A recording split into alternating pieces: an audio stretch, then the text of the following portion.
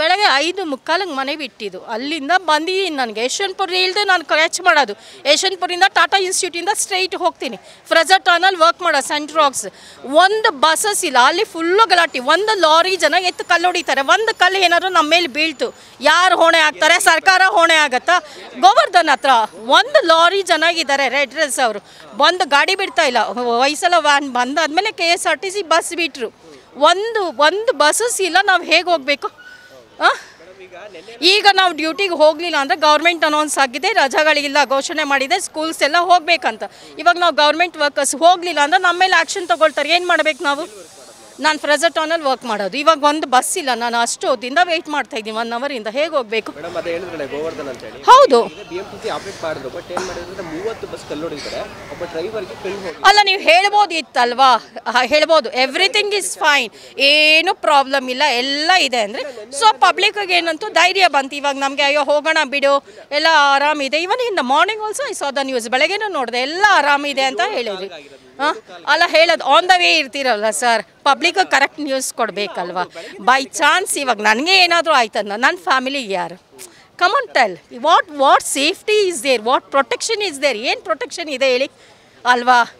ಒಂದು ದಿನ ಏನು ಮಾಡಬೇಕಂದ್ರೆ ಪಬ್ಲಿಕ್ಗೆ ನೀವು ಪ್ರೊಟೆಕ್ಟ್ ಮಾಡಬೇಕು ಸರ್, ನ್ಯೂಸ್ ಚಾನೆಲ್ ಅವರು. ಖಂಡಿತ ಇವತ್ತು ನನಗೆ ಎಷ್ಟು ಫೀಲ್ ಆಗ್ತದೆ. One fellow as auto as 500 ರೂಪಾಯಿ ಕೇಳ್ದ ಅಲ್ಲಿ ಹೋಗೋದಕ್ಕೆ. ಹೌದು, ನಾರ್ಮಲ್ ಎಷ್ಟು 80 ರೂಪೀಸ್ ಏನೋ ಆಗುತ್ತೆ ಅಷ್ಟೇ. 80 ರೂಪೀಸ್, 80-85 ಆಗುತ್ತೆ. 500 ಈಸ್ ಆಸ್ಕಿಂಗ್. ಹೌದು, ಅಲ್ಲ ಹೇಳೋ ಅದಕ್ಕೆ ಬಂದಂದಾಗ ಅದನ್ನ ಗೌರ್ಮೆಂಟ್ ಅವ್ರಿಗೆ ಇದು ಮಾಡ್ಕೊಳ್ಬೇಕು. ಸಾರ್ವಜನಿಕರಿಗೆ ಎಷ್ಟು ತೊಂದರೆ ಆಗುತ್ತೆ ಈ ಥರ ಆಗ್ದಂಗೆ ನೋಡ್ಕೊಳ್ಬೇಕು. ಸರ್ಕಾರದವ್ರದ್ದು ಹೊಣೆ ಇದೆ. This is central government. ಅವ್ರು ಏನು ಪ್ರಾಬ್ಲಮ್ ಆಗ್ತಾ ಇದೆ, ಏನು ಒಂದು PM ಅನ್ಸ್ಕೊಂಡಿದ್ದಾರೋ, ಒಂದು ಹೈಯರ್ ಪೊಸಿಷನಲ್ಲಿ ಕೂತ್ಕೊಂಡಿದ್ದಾರೋ, he has to take all the care. Avoid ಆಗೋಕ್ಕೆ ಮುಂಚೆ ಕರೆದು ಮಾತಾಡಿ ಅವ್ರಿಗೇನಿದೆ ಬಗೆಹರಿಸ್ಬೇಕು. ಅದು ಬಿಟ್ಟು ಬಂದಾಗ್ತಾ ಇದೆ, ಅವ್ರು ಆರಾಮಾಗಿರೋದು. ಬರೀ ಭಾಷಣಗಳು ಮಾಡ್ಕೊಂಡಿದ್ರೆ ಯಾವುದು ಸಾಲ್ವ್ ಆಗಲ್ಲ ರೀ. At present they have to do the work. Only ಭಾಷಣದಿಂದ ಏನೂ ಸಾಧ್ಯ ಇಲ್ಲ. Work should be then. ಅರ್ಥ ಆಯ್ತಾ? ಬರೀ ಅದೇನೋ ಹೇಳ್ತಾರೆ ಹಂಗೆ, the field is full of weeds, no crops ಅನ್ನೋ ಥರ ಆಗೋಗಿದೆ. ಸರ್ಕಾರ ಕೇಳೋರೇ ಇಲ್ಲ, ಬರೀ ಮಾತು. ಅವ್ರು ಹೇಳೋದನ್ನ ಕೇಳಿ, ಜನಗಳು ಕೇಳಿ ಅಂತ ಅವ್ರು ನಮಗೆ ಹೇಳ್ತಾರೆ. ಅರ್ಥ ಆಯ್ತಾ? ಆದರೆ ನಾವು ಹೇಳೋ ಮಾತು ಸರ್ಕಾರ ಎಲ್ಲಿ ಕೇಳ್ತಾ ಇದೆ ಅಲ್ವಾ?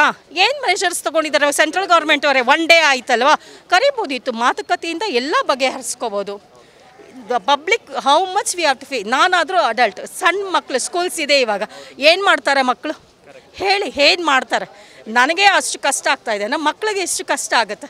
They have to keep everything. ಆಗೋದನ್ನ ಅವಾಯ್ಡ್ ಮಾಡಬೇಕು. ಮಾತಾಡಲಿ, let them talk, they have the measures. ಅರ್ಥ ಆಯ್ತಾ? ನಾನು ಹೇಳೋದು ಹೆಂಗೆ ಗೊತ್ತಾ? ಸುಮ್ಮನೆ ಹೈಯರ್ ಪೋಸ್ಟಲ್ಲಿ ಕೂತ್ಕೊಂಡು ಇವಾಗ ಮೋದಿ ಆಗಲಿ ಯಾರಾದರೂ ಆಗಲಿ, I think somewhat I got fed up of him. Only he'll talk, that's all. No work I tell totally to say ಅಷ್ಟೇ. ಬರೀ ಮಾತು.